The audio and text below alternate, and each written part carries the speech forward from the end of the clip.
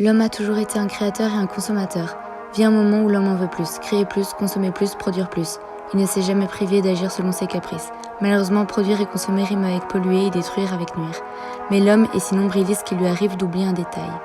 Nous ne sommes pas les seuls à subir les conséquences de nos actes. Nous ne sommes pas les seuls sur cette énorme planète. Notre maison brûle. Et nous regardons ailleurs. That this is a turning point. That this is the moment we finally determined we would save our planet. Force est de constater que nous avons fait trop peu. De nombreux exemples montrent les effets négatifs de la pollution sur l'écosystème et les espèces qui la composent. Elle peut prendre plusieurs formes, déchets, pesticides, fumée d'usine. L'impact négatif varie selon le milieu qu'elle contamine, tel le danger des plastiques dans l'océan pour les animaux marins s'étouffant régulièrement avec. Dommages collatéraux. Des actions qui ont une influence limitée localement peuvent provoquer des réactions en chaîne et avoir de lourdes conséquences pour tout un écosystème. Autres dommages, qui eux ne sont pas causés par mégarde, mais bel et bien par pure cruauté.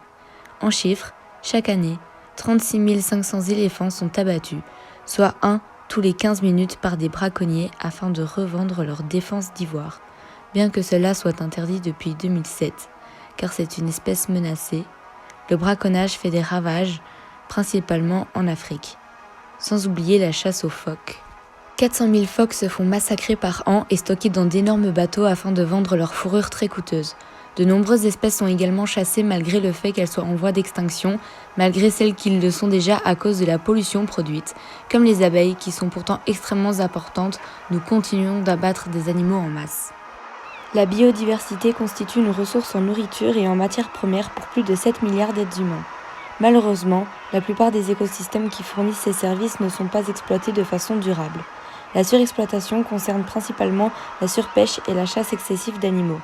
Les conséquences écologiques qui en découlent sont imprédictibles, mais il arrive un moment où l'écosystème n'est plus en mesure de rétablir son équilibre naturel et certaines espèces en font les frais et deviendront de plus en plus rares et disparaîtront.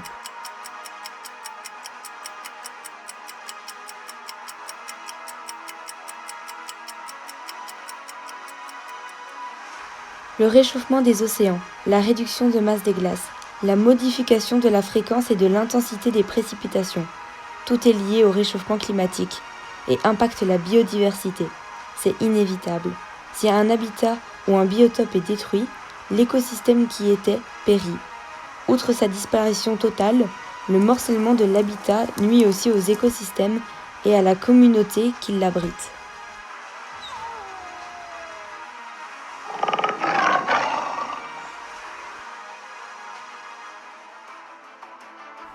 Il serait juste question de produire et consommer moins et mieux. Consommer local égale moins d'import-export, donc moins de pollution, donc moins de CO2. Moins de pollution égale moins de fonte de glace et plus d'air et d'eau plus propres pour les animaux. Manger moins de viande égale moins de déforestation, donc plus d'oxygène. Consommer moins de viande est égal aussi à moins de maltraitance, car moins d'animal à tuer, donc plus de temps et de moyens pour le faire respectueusement. Arrêtons de surconsommer et de surproduire, préservons la biodiversité.